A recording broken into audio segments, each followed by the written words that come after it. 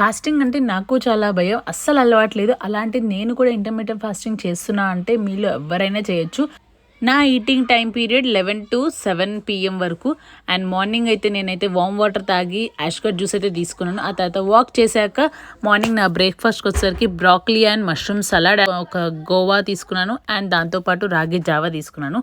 And మిడిల్లో 12 o'clock కల్లా నేను వాటర్ మిలన్ జ్యూస్ తీసుకున్నాను, కొంచెం ఐస్ వేసి. ఈ హాట్ వేవ్ తగ్గించాలంటే అలాంటి చల్లని జ్యూస్ ఏదో ఒకటి పడాల్సిందే.